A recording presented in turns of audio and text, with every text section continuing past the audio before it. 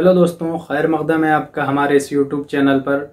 आज का वीडियो जो है तो वो बहुत ही अहम होने वाला है, क्योंकि आज के इस वीडियो में हम एक बहुत ही मुश्किल टॉपिक जो मराठी ग्रामर का है वो से डिस्कस करने वाले हैं।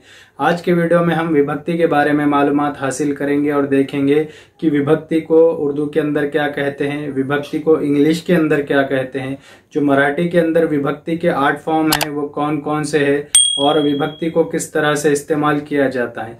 तो आइए शुरू करते हैं आज का लेसन और चलते हैं हमारे कंप्यूटर स्क्रीन पर। आइए दोस्तों, विभक्ति के बारे में मालूमात हासिल करते हैं। विभक्ति बना है विभक्त इस लफ्ज़ से और विभक्त के मायने होते हैं अलग करना या अलग होना या दूर करना। अब विभक्ति अगर से हमें समझना है तो सबसे पहले विभक्ति की हमें तारीफ समझनी होगी। विभक्ति प्रत्यय किसे कहते हैं वो समझना होगा, सामान्य रूप किसे कहते हैं वो समझना होगा और कारकार्थ किसे कहते हैं वो समझना होगा। तो आइए एक एक करके सबको समझ लेते हैं। विभक्ति को उर्दू के अंदर हालत कहते हैं और जो नाम हालत की जो यहाँ उर्दू के अंदर जो सूरतें हैं वो 6 तरह की है, तो वो कौन सी है वो आगे हम देखते हैं। तो आइए पहले विभक्ति की तारीफ देख लेते हैं कि नाम किंवा सर्वनाम यांचा वाक्यातील क्रियापदाशी किंवा इतर शब्दांशी येणारा संबंध ज्या विकारांनी तब्दीलियों से दर्शविला जातो त्या विकारांना उन तब्दीलियों को विभक्ति यानी हालत कहते हैं। अब इसे हम उर्दू के अंदर समझ लेते हैं कि एक वाक्य है, वाक्य के अंदर नाम आता है, सर्वनाम आता है और साथ ही साथ हमारा जो है तो वर्ब आता है, फेल आता है, यानी जिसे क्रियापद हम मराठी में कहेंगे। तो इन नाम का या इन सर्वनाम का जो ताल्लुक़ क्रियापद के साथ दिखलाया जाता है और उस ताल्लुक़ को दिखलाते वक्त नाम का और सर्वनाम का जो मूल रूप है या जो उनका जो मूल फॉर्म है उस फॉर्म के अंदर जब इस ताल्लुक़ को बताते वक्त जो तब्दीली आती है, यानी नाम का और सर्वनाम का जो हालत है वो बदलती है, जो तब्दीली आती है उसी तब्दीलियों को विभक्ति कहते हैं, हालत कहते हैं। तो आइए इसे मिसाल के ज़रिए हम समझते हैं ताकि और हमें क्लियर हो जाए। यहाँ पर एक मिसाल है, तो मुख्याध्यापकांना भेटला, यानी इस मुख्याध्यापक लफ्ज़ का ताल्लुक़, ये जो क्रिया हो रही है भेटने की, इसके साथ हमें दिखाना है। तो अब ये ताल्लुक़ बताते वक्त क्रियापद के साथ इस मुख्याध्यापक इस नाम का ताल्लुक़ बताते वक्त, यानी ये जो क्रिया हो रही है मिलने की, उस मिलने की क्रिया को बताते वक्त इस मुख्याध्यापक के अंदर जो चेंजेस हो गए उसी को विभक्ति कहा जाएगा। तो हमारा जो मूल रूप है मुख्याध्यापक का वो मुख्याध्यापकांना भेटला, इस तरह से यहाँ पर वर्ड आया। तो मुख्याध्यापक ये हमारा मूल शब्द है, मूल नाम है, उसको विभक्ति प्रत्यय लगा है ये ना, ये विभक्ति प्रत्यय लगा है। तो इस विभक्ति प्रत्यय लगने से पहले इस मुख्याध्यापक शब्द को का ये प्रत्यय लगा है। तो ये का प्रत्यय यानी ये विभक्ति प्रत्यय लगते वक्त जो उसके अंदर एडिशनल जो चीज़ ऐड हो रही है या जो प्रत्यय लग रहे हैं उसे हम क्या कहेंगे, सामान्य रूप कहेंगे। तो सामान्य रूप किसे कहा जाता है कि विभक्ती प्रत्यय लावताना नाम किंवा सर्वनामाच्या रूपात जे बदल होतो त्यास सामान्य रूप असे म्हणतात। यानी ये विभक्ति प्रत्यय लगाते वक्त ये मुख्याध्यापक का इस तरह से ये शब्द हो गया, ये का ये यहाँ पर उसको प्रत्यय लगा, ये चेंज आ गया उसके अंदर, तो ये उसका सामान्य रूप है। और प्रत्यय किसको कहते हैं कि नाम किंवा सर्वनाम यांचे विभक्तीत रूपांतर करताना नाम किंवा सर्वनामांना जी अक्षरे जोडली जातात त्या अक्षरास विभक्ति प्रत्यय म्हणतात। तो नाम और सर्वनाम का जब विभक्ति के अंदर हम चेंज कर रहे हैं, रूपांतर कर रहे हैं, तो उनके फॉर्म में जो तब्दीलियां आ रही है या जो उनको एडिशनल अक्षर जुड़ाए जा रहे हैं उन अक्षरों को विभक्ति प्रत्यय कहा जाता है। तो सामान्य रूप और विभक्ति प्रत्यय ये दो चीज़ आपको समझ में आ गई होगी। उसी तरह से हमने और एक मिसाल यहाँ पर दी है ताकि आपको मूल रूप, सामान्य रूप और विभक्ति प्रत्यय समझ में आ जाए। तो यहाँ पर एक जो वाक्य दिया हुआ है कि तो विहिरीत पड़ला, यानी वो जो है तो बाउली में गिरा। तो अब यहाँ पर विहीर जो है तो ये हमारा मूल लफ्ज़ है, उसको ये त जो है तो ये विभक्ति प्रत्यय लगा हुआ है। तो ये विभक्ति प्रत्यय लगने से पहले इसके अंदर जो चेंज हो गए वो चेंज क्या कहलाएंगे, सामान्य रूप, और सामान्य रूप के बाद वहाँ पर क्या लगेगा, विभक्ति प्रत्यय लगेगा। तो मूल रूप विहिरीत के अंदर जो मूल रूप है शब्द का वो है विहीर, उसको ये ई लग करके विहिरी हो गया, सामान्य रूप लगाया गया, और त जो है तो उसका विभक्ति प्रत्यय यहाँ पर आया हुआ है। अब देख लेते हैं कि कारकार्थ किसे कहते हैं। कारकार्थ के आसान मायने आप इतने याद रखिए कि कारकार्थ यानी संबंध, यानी नाम का और क्रियापद का क्या संबंध है, उस बिना पर ही जो है तो विभक्ति के जो प्रत्यय है या विभक्ति के जो 8 रूप है हमारे पास वो हम कारकार्थ के बिना पर ही बने हुए हैं। तो कौन से हैं वो हम आगे की स्लाइड पर देखते हैं।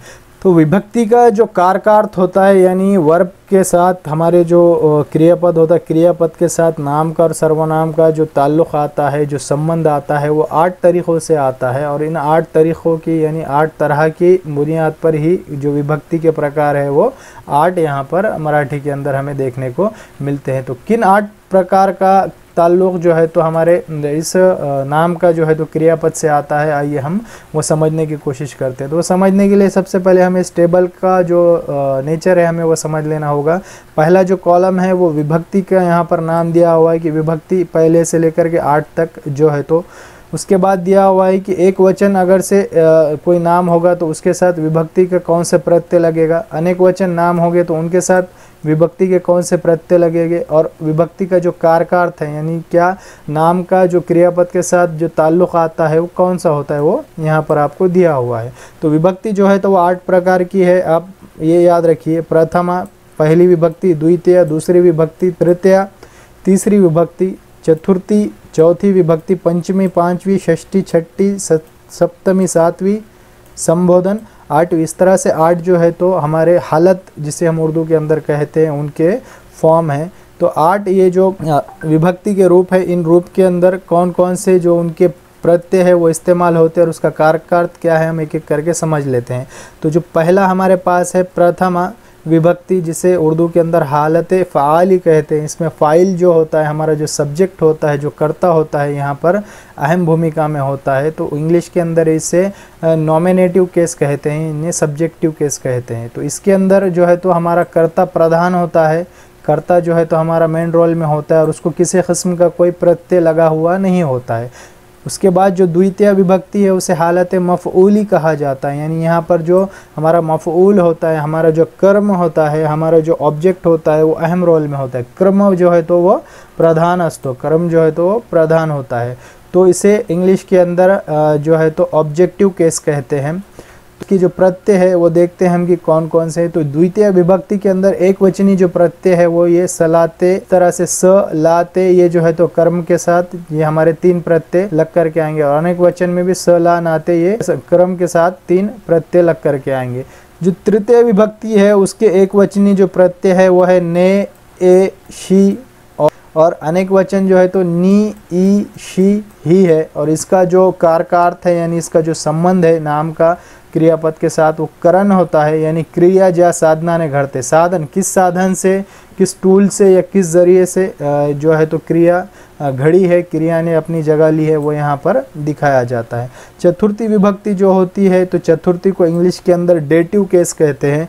यहाँ पर जो डायरेक्ट और इनडायरेक्ट ऑब्जेक्ट वाला यहाँ पर मामला होता है तो वो हम डिटेल में आगे देखेंगे। तो इसका जो एकवचनी प्रत्यय है जो नाम के साथ लग के आते हैं वो है स लाते, और ये जो है अनेक वचनी वो है स ला नाते। तो यहाँ पर आप थोड़ा सा गौर करेंगे तो आपको मालूम पड़ेगा कि द्वितीय विभक्ति और चतुर्थीय विभक्ति के जो फॉर्म है वो एकदम यहाँ पर हमें सेम नज़र आ रहे हैं। एक वचनी सलाते है, चतुर्थी का एक वचनी सलाते है, द्वितीय का अनेक वचनी सलानाते है और चतुर्थी का अनेक वचनी सलानाते है। तो अब हम कब पहचानेंगे कि द्वितीय कौन सी और चतुर्थी कौन सी है, तो आगे हम वो डिटेल में देखेंगे। सिर्फ आप यहाँ पर ये जो रूप इसके प्रत्यय है वो प्रत्यय का जो टेबल है उसे आप यहाँ पर गौर से देखिए। तो चतुर्थी का जो कारकार्थ है वो है संप्रदान, यानी यहाँ पर दान देना, खैरात करना, वक्फ करना, कोई चीज़ बोलना, इस तरह से जुमले के यहाँ पर मायने निकलते हैं। उसके बाद जो विभक्ति का अगला रूप है वो है पंचमी, यानी 5वां जो विभक्ति रूप है उसका उर्दू के अंदर जुदाई यहाँ पर हमने आपको दिया है कि उस लफ्ज़ से हमें किसी चीज़ का जुदा होना, दूर होना, अलग होना हमें ज़ाहिर होता है। तो ऊन और हून ये जो है तो एक वचनी प्रत्यय यहाँ पर इस्तेमाल होते हैं और अनेक वचनी में भी ऊन और हून ही प्रत्यय यहाँ पर इस्तेमाल होते हैं। और इसका जो कारकार्थ है वो है आपादान, वियोग, यानी दूर होना, दूर जाना। आइए अब देखते हैं जो विभक्ति है उसका छठा रूप कौन सा है। इसे मराठी में षष्ठी कहा जाता है, षष्ठी यानी छठा। और इसका जो उर्दू मायने है यानी इसके अंदर क्या होता है कि मालकी या किसी चीज़ का ताल्लुक़ ज़ाहिर होता है जुमलों के अंदर, और इंग्लिश में इसे पजेसिव केस कहते हैं। और इसकी जो विभक्ति प्रत्यय है तो एक वचनी रूप इसके चा, ची, चे है और अनेक वचनी रूप जो है तो नाम के साथ चा, ची, चे, चे आएंगे। यानी ये क्या करते हैं कि किसी चीज का जो है तो ताल्लुक उस नाम के साथ दिखाते हैं। आइए अब सातवां रूप देखते हैं, सप्तमी यानी सातवां। सातवां जो है तो इसे ज़र्फ़ी हालत उर्दू में कहा जाता है। इसके अंदर एक वचनी जो रूप है वो त ई आ है और अनेक वचनी रूप जो है तो त ई आ, यानी ये प्रत्यय जो है तो हमारे नाम के साथ वहाँ पर लगते हैं। सप्तमी विभक्ति के अंदर, वाक्य के अंदर नाम के साथ ये जो विभक्ति प्रत्यय है ये लगे हुए होते हैं। इसका जो कारकार्थ है वो है अधिकरण। अधिकरण यानी किस स्थान पर और किस जगह पर और किस वक्त में जो है तो क्रिया ने अपना काम अंजाम दिया। ये जो काम है तो वो किस जगह या किस वक्त पर हुआ। उसके बाद जो आखिरी विभक्ति का रूप है वो है संबोधन, जिसे निदा कहते हैं। निदाई हालत, यहाँ पर मुखातिब करना या बोलना। अब ये इसे प्रत्यय एक वचन रूप में यहाँ पर प्रत्यय नहीं होता है और अनेक वचन रूप में न ये प्रत्यय इस्तेमाल होता है और इसका जो कारकात है वो है हाक मारना यानी मुखातिब करना। आइए अब विभक्ति रूप को तफसीली समझते हैं। पहला जो रूप है उसे प्रथमा विभक्ति कहा जाता है। उर्दू में इसे हालत फ़ाली कहा जाता है, इंग्लिश में सब्जेक्टिव केस या नॉमिनेटिव केस। और इसके अंदर जो हमारा सब्जेक्ट होता है यानी जो हमारा कर्ता होता है वो यहाँ पर हमारा जो फ़ाइल होता है वो प्रधान होता है और उसको किसी किस्म का कोई प्रत्यय जो विभक्ति प्रत्यय होता है वो लगा हुआ नहीं होता। मिसाल के तौर पर सलमान पेरू खातो, तो इसके अंदर अगर से हम मूल धातु को नारा नारी नारे से सवाल करेंगे तो खानारा कौन, तो सलमान हमारे पास यहाँ पर क्या आएगा, जवाब आएगा और जवाब हमारा कर्ता होगा और इस कर्ता को किसी किस्म का कोई प्रत्यय लगा हुआ नहीं है, इसलिए इस वाक्य के अंदर जो नाम है वो प्रथमा विभक्ति के अंदर आया हुआ है। उसके बाद जो विभक्ति का दूसरा प्रकार है द्वितीय विभक्ति, उसे हालत मफ़ऊली कहा जाता है। और स ला ना ते ये जो रूप है, ये जो प्रत्यय है, ये प्रत्यय जो है तो हमारे कर्म को यहाँ पर लगे हुए हमें दिखाई देते हैं। तो कर्म यहाँ पर जो होता है यानी जो ऑब्जेक्ट होता है वो यहाँ पर प्रधान होता है द्वितीय विभक्ति के अंदर। वाक्यात जेव्हा एकच कर्म असते आणि त्या कर्माला स ला ना ते यापैकी प्रत्यय लागतो तेव्हा त्याची विभक्ति द्वितीय विभक्ति असते। अब मिसालों के ज़रिए हम समझ लेते हैं कि त्याने सचिनला ओळखले। ओळखणारा कोण, तो, यानी ये हो गया कर्ता। और ओळखलेले काय, तो ओळखलेले कौन है, सचिन है, यानी ये सचिन जो है तो हमारा कर्म है और इस कर्म को क्या हुआ है कि यहाँ पर ये ला प्रत्यय लगा, इसलिए इसकी जो विभक्ति है वो द्वितीय विभक्ति है। उसी तरह से तो मुख्याध्यापकांना भेटला, भेटण्याची क्रिया कोणावर घडली, मुख्याध्यापकांवर, इसीलिए ये मुख्याध्यापक इस लफ्ज़ को ये ना जो है तो हमारे पास विभक्ति प्रत्यय लगा हुआ है, इसलिए इसकी जो विभक्ति है तो वो द्वितीय विभक्ति है। अब दोस्तों हमारा जो द्वितीय विभक्ति है और चतुर्थी विभक्ति है उसके जो विभक्ति प्रत्यय है वह सलानाते ही है, यानी द्वितीय का भी सलानाते है और चतुर्थी का भी। यहाँ पर देखिए ये जो द्वितीय विभक्ति है उसका एक वचनी सलाते है और अनेक वचनी सलानाते। चतुर्थी जो है उसका एक वचनी सलाते है और अनेक वचनी सलानाते हैं। तो हम किस तरह से मालूम करेंगे कि विभक्ति प्रत्यय जो लगा हुआ है सलाते या सलानाते तो वो वाक्य द्वितीय विभक्ति का है या चतुर्थी विभक्ति का है। तो उसके लिए हमें क्या करना होगा कि द्वितीय विभक्ति के साथ साथ चतुर्थी विभक्ति को भी देखना होगा। तो चतुर्थी विभक्ति का जो वाक्य होता है उसका जो कारकार्थ होता है वो होता है दान, दान देना या कोई चीज़ खैरात करना या कोई चीज़ बोलना, कोई चीज़ बताना। इस तरह के अगर से अर्थ हमारे उस जुमले से हमें पता चलते होंगे तो उस जुमले का जो विभक्ति होगी वो चतुर्थी होगी, यानी ऐसा जुमला जिसका जो कर्म है वो ये विभक्ति प्रत्यय से जुड़ा हुआ है, यानी सलाते और सलानाते ये विभक्ति प्रत्यय क्रम को लगे हुए हैं। और जो जुमला है जुमले से दान देना या किसी चीज़ को बोलना, किसी चीज़ को बताना, इस तरह के मायने अगर से निकल रहे होंगे तो उस वाक्य की जो विभक्ति होगी वो चतुर्था होगी। और अगर से सलाते सलानाते ये विभक्ति प्रत्यय क्रम के साथ लगे हुए और जो जुमला है वो देना, किसी चीज़ का देना या किसी चीज़ का बताना या किसी चीज़ का कहना, इस तरह के मायने जाहिर नहीं करता तो उस वाक्य की जो विभक्ति होगी वो द्वितीय होगी। आइए अब हम इसे मिसालों के ज़रिए समझ लेते हैं कि त्याने सचिनला ओळखले, यानी यहाँ पर क्या है कि जो सचिन है ये हमारा ऑब्जेक्ट है, कर्म है, उसको जो है तो ला ये विभक्ति प्रत्यय लगा हुआ है स ला नाते में से। लेकिन ये जो वाक्य है तो ये किसी दान की यानी किसी चीज़ के देने की यहाँ पर हमें इस वाक्य से उसका अर्थ नहीं मालूम पड़ रहा है, तो इसलिए ये जो है तो वाक्य द्वितीय विभक्ति में। उसी तरह से पोलिसानी चौरास पकड़ ले, यहाँ पे चौरास ये स जो है तो ये स यहाँ पर विभक्ति प्रत्यय क्रम को लगा हुआ है, इसलिए इसकी विभक्ति द्वितीय है। और द्वितीय क्यों है? क्योंकि ये जो वाक्य है इससे दान देना या किसी चीज़ का बोलना, किसी चीज़ का बताना यहाँ पर हमें अर्थ नहीं मिल रहा है। तीसरा वाक्य जो है तो मुख्याध्यापकांना भेटला, यहाँ पर सिंपल किसी शख्स का एक सदर मुदर्रिस से मिलने का बात कही गई है, यानी यहाँ पर भी देना या कोई चीज़ बताना इस तरह के मायने जुमला जो है तो इजहार नहीं कर रहा है। उसी तरह से जो हमारा कर्म है, कर्म को ये ना विभक्ति प्रत्यय लगा हुआ है। तो ऐसे वाक्य जिनके कर्म के साथ स ला नाते ये विभक्ति प्रत्यय लगे हुए हैं और जुमला जो है तो दान देना या किसी चीज़ को बताना या किसी चीज़ का बोलना इस तरह के मायनों का इजहार नहीं करता, तो वो वाक्य जो है तो द्वितीय विभक्ति का होता है। अब चतुर्थी विभक्ति के अंदर भी क्या होगा कि यही जो विभक्ति प्रत्यय है वो हमारे ऑब्जेक्ट को यानी कर्म को लगे हुए होंगे, लेकिन जो वाक्य है वो किसी चीज़ के देने की या किसी चीज़ के बोलने की या किसी चीज़ के कहने की यहाँ पर हमें मायने जाहिर करेगा। तो देखते हैं किस तरह से। कर्णाने इंद्राला कवच कुंडले दिली, यहाँ पर जो ये ऑब्जेक्ट है उसको ला ये प्रत्यय लगा हुआ है और ये जो हमारा जुमला है दिली यानी कोई चीज़ देने की यहाँ पर जो है तो मायने जाहिर कर रहा है, इसलिए इस वाक्य की जो विभक्ति होगी वो चतुर्थी होगी। उसी आजी ने श्यामास गोष्ट सांगितली, यहाँ पर दो ऑब्जेक्ट आए हुए हैं गोष्ट और श्याम। तो ये आगे हम देखते हैं कि जब दो ऑब्जेक्ट आते हैं एक वाक्य में तो उसका किस तरह से हम विभक्ति पहचाने। तो यहाँ पर देखिए कि श्यामास इसके साथ यहाँ पर सो आया हुआ है, यानी ये सो ये जो है तो यहाँ पर विभक्ति प्रत्यय लगा हुआ है। और ये जो वाक्य सांगितली यानी किसी चीज़ का बोलने का यहाँ पर जिक्र हो रहा है, तो इसीलिए ये जो वाक्य ये चतुर्थी विभक्ति का है। उसके बाद अगला जो है तो गुरुजिन्नी मुलान्ना बख्शिशे दिली, यहाँ पर भी मुलान्ना ये जो है तो मूल के साथ ना ये जो विभक्ति प्रत्यय यहाँ पर आया हुआ है और यहाँ पर देने का जिक्र हो रहा है, यानी किसी चीज़ के देने का जिक्र हो रहा है, इसलिए इस वाक्य की जो विभक्ति है वो चतुर्थी विभक्ति है। आइए अब हम देख लेते हैं कि द्विक्रम वाक्य यानी जिसके अंदर दो ऑब्जेक्ट आते हैं उसे किस तरह से हम आइडेंटिफाई करें कि वो कौन सी विभक्ति में उसका जो कर्म है वो कौन सी विभक्ति में है। तो यहाँ पर एक वाक्य दिया हुआ है आजी ने श्यामास गोष्ट सांगितली।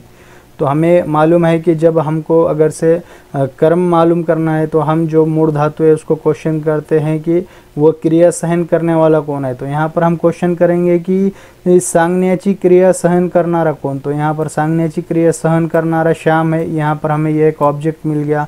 और ऑब्जेक्ट मालूम करने के लिए यानी कर्म मालूम करने के लिए हम क्वेश्चन इस तरह से भी कर सकते हैं कि सांगितलेले काय यानी क्रिया क्या की गई। तो सांगितलेले काय तो गोष्ट सांगितली यानी जो कहानी है वो बोली गई। तो ये कहानी जो है तो यहाँ पर हमारे पास दूसरा ऑब्जेक्ट हमें मिला। तो इस वाक्य के अंदर दो ऑब्जेक्ट है। तो हमने डायरेक्ट इनडायरेक्ट सीखा है। तो डायरेक्ट इनडायरेक्ट के अंदर जो हमारा व्यक्ति होता है, जो शख्स होता है यानी जो इंसान जिसका हम जिक्र करते हैं वो अप्रत्यक्ष कर्म होता है, इनडायरेक्ट ऑब्जेक्ट होता है। और जो वस्तु होती है यानी जो चीज़ होती है वो प्रत्यक्ष क्रम होता है, डायरेक्ट ऑब्जेक्ट होता है, ये हमें मालूम है। तो अब एक बात याद रखिए कि जो डायरेक्ट ऑब्जेक्ट होता है वो हमेशा जो है तो प्रथमा विभक्ति में होता है। डायरेक्ट ऑब्जेक्ट यानी वस्तु हमेशा प्रथमा विभक्ति में होता है, यानी प्रथमा विभक्ति में होता है यानी इसे किसी किस्म का कोई विभक्ति प्रत्यय लगा हुआ नहीं होता है। और जो हमारा इनडायरेक्ट ऑब्जेक्ट होता है जिसे हम अप्रत्यक्ष कर्म कहते हैं, जो वाक्य के अंदर व्यक्ति होता है, कोई एक व्यक्ति होता है, तो वो जो है तो हमेशा चतुर्था विभक्ति के अंदर होता है। अप्रत्यक्ष कर्म हमेशा चतुर्था विभक्ति के अंदर होता है। अप्रत्यक्ष कर्म हमेशा चतुर्था विभक्ति के अंदर होता है और प्रत्यक्ष कर्म हमेशा प्रथमा विभक्ति के अंदर होता है। तो आप ये बात याद रखिए। तो वही चीज़ नीचे यहाँ पर दो पॉइंट के ज़रिए हमने आपको लिख करके समझाई है कि हमारा जो दान जानारा यानी जो चीज़ दान दी जा रही है वो हमेशा प्रथम विभक्ति में होता है। तो यहाँ पर गोष्ठ जो है तो गोष्ठ बोली जा रही है यानी ये चीज़ दान दी जा रही है। तो इसलिए हमेशा ये क्या है, जो दान देने वाली चीज़ है वो हमेशा प्रत्यक्ष कर्म रहेगा, जो वस्तु रहेगी वो हमेशा प्रत्यक्ष कर्म रहेगी और प्रत्यक्ष कर्म हमेशा प्रथम विभक्ति में रहेगा। और जो दान घेनारा यानी जो दान ले रहा है वो हमेशा चतुर्था विभक्ति में रहेगा। तो दान लेने वाला यानी जो व्यक्ति है वो हमेशा अप्रत्यक्ष कर्म रहेगा और अप्रत्यक्ष कर्म हमेशा चतुर्था विभक्ति में रहेगा। तो आप ये बात समझ लीजिए। तो हमने देखा कि किस तरह से द्वितीय विभक्ति में सलानाते इस्तेमाल होगा और चतुर्थी विभक्ति में सलानाते इस्तेमाल होगा। तो आइए अब देखते हैं कि जो विभक्ति का तीसरा रूप है तृतीय विभक्ति, तो उसका जो विभक्ति प्रत्यय है वो है नी, ई, शी, ही। तो ये जो प्रत्यय जब नाम के साथ लग कर के आते हैं तो उनकी विभक्ति जो है तो वो तृतीय होती है। और इस विभक्ति का जो कारकार्थ है वो है करण। करण यानी किस साधन से, किस जरिए से, किस चीज़ से वो जो क्रिया है, वो जो हमारा काम है उसने वहाँ पर जगह ली है, वो क्रिया वहाँ पर घड़ी। तो उदाहरण हम इसे समझ लेते हैं कि मानसाने इतरांसा द्वेष करूँ नहीं। तो द्वेष ये जो है तो इसका साधन है। द्वेष नहीं करना चाहिए, लोगों का तिरस्कार नहीं करना चाहिए, इस तरह से यहाँ पर कहा जा रहा है। उसी तरह से एक दूसरी मिसाल हम ले सकते हैं कि राहुल ने चाकू ने सफरचंद कापला, यानी राहुल ने क्या किया कि चाकू की मदद से जो है तो हमारा सेब काटा। तो चाकू ने यानी चाकू के जरिए यानी उस साधन से क्या हुआ कि सेब को काटा गया। तो इस तरह से हम उसकी दूसरी मिसाल ले सकते हैं। आइए अब देखते हैं कि पंचमी जो विभक्ति है उसका कारकार्थ क्या है। तो पंचमी विभक्ति जो है तो उसका जो विभक्ति प्रत्यय है वो ऊन और हून है, यानी ऊन और हून ये दो विभक्ति प्रत्यय हमारे नाम के साथ लगे हुए होते हैं। तो पंचमी विभक्ति का जो कारकार्थ है यानी इसका जो संबंध आता है क्रियापद से, ये जो मायने जाहिर करता है वो है आपादान, यानी दूर जाना, वियोग होना, दूर जाना। इसके सभी के मायने एक ही हो रहे हैं कि अलहदा होना, दूर जाना, अलग होना। तो तुलना, किसी चीज़ की तुलना करने के लिए, कंपैरिजन करने के लिए, किसी दो चीज़ों के दरमियान का जो अंतर है यानी जो फ़र्क है, ये जो फासला है वो बताने के लिए, ये भेद और जो डिफरेंस है वो बताने के लिए पंचमी विभक्ति का जो है तो इस्तेमाल होता है। तो यहाँ पर हम इसे मिसालों के ज़रिए समझते हैं कि तो दिल्ली हून आला, यानी यहाँ पर क्या है कि दिल्ली से वो आया, यानी यहाँ पर क्या हो गया कि दिल्ली से वो यहाँ पर दूर हुआ, उसका वियोग हुआ। तो यहाँ पर वियोग दिखाया जा रहा है। तो दिल्ली हून आला, तो हून ये जहाँ पर भी लफ्ज़ के साथ लग कर आया तो आप समझ लीजिए कि वो पंचमी विभक्ति का वाक्य है। उसी तरह से दूसरा वाक्य देखते हैं कि बस स्टैंड पासून माझे घर खूब लाम है। तो यहाँ पर क्या है कि दो चीज़ों का यहाँ पर फासला दिखाया जा रहा है, दो चीज़ों का अंतर यहाँ पर दिखाया जा रहा है। बस स्टैंड पासून, तो ये जो पासून में यहाँ पर ऊन आया हुआ है, ये पासून में ऊन लिखा हुआ है। तो ये ऊन जो है तो यहाँ पर इस पंचमी विभक्ति का जो है तो यहाँ पर प्रत्यय है। और यहाँ पर क्या है कि दो चीज़ों के अंदर का फासला दिखाया जा रहा है, घर और बस स्टैंड का, इसलिए ये जो वाक्य है ये पंचमी विभक्ति का है। आइए अब अगला विभक्ति रूप देखते हैं, षष्ठी विभक्ति। षष्ठी यानी सीधा सीधा इसे इंग्लिश के अंदर हम कहते हैं पजेसिव केस, यानी यहाँ पर आपका पोजेशन दिखाया जाता है, यहाँ पर आपकी मालकी दिखाई जाती है।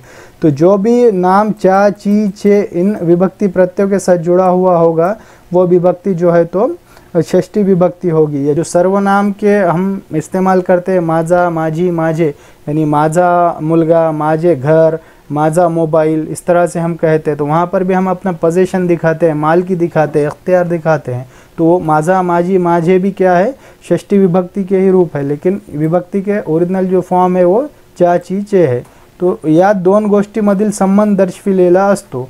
तो जिस तरह से मैंने अभी कहा कि तो माझा मोबाइल आहे, तो माझा मोबाइल आहे, तो यहाँ पर माझा मैंने कहा। उसी तरह से अदीपच्या मोबाइलची बॅटरी खराब झाली, तो अदीपच्या यहाँ पर क्या हो रहा है कि च्या इस लफ्ज़ से बताया जा रहा है कि अदीप का मोबाइल है। तो यहाँ पर मालकी दिखाने के लिए, पोजीशन दिखाने के लिए क्या होता है कि षष्ठी विभक्ति का इस्तेमाल किया जाता है। आइए अब देखते हैं सप्तमी विभक्ति।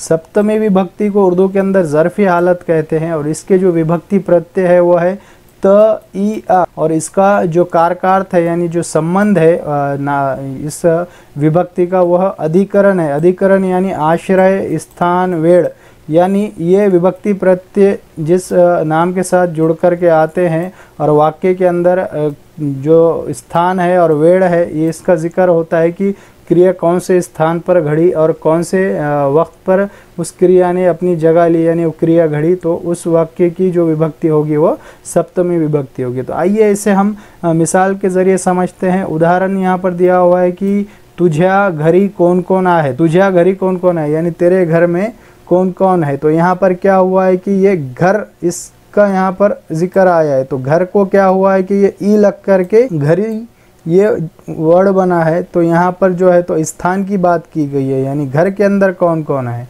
उसी तरह से दूसरा जुमला है तो सर्व विद्यार्थ्यात होशियारा है, वो जो है तो सब विद्यार्थियों में क्या है, होशियार है। तो यहाँ पर तो आया है, यहाँ पर भी क्या स्थान की बात हो रही कि सब विद्यार्थियों के अंदर उसका जो स्थान है वो होशियार है। अब जो विभक्ति का आखिरी प्रकार है वो है संबोधन, जिसे उर्दू में निदा कहते हैं, मुखातिब करना या आवाज़ देना, निदा लगाना, और मराठी में से हाँक मारने कहेंगे। तो इसका जो विभक्ति प्रत्यय है तो वो नो है, तो यहाँ पर अनेक वचन के साथ ही ये नो इस्तेमाल होगा।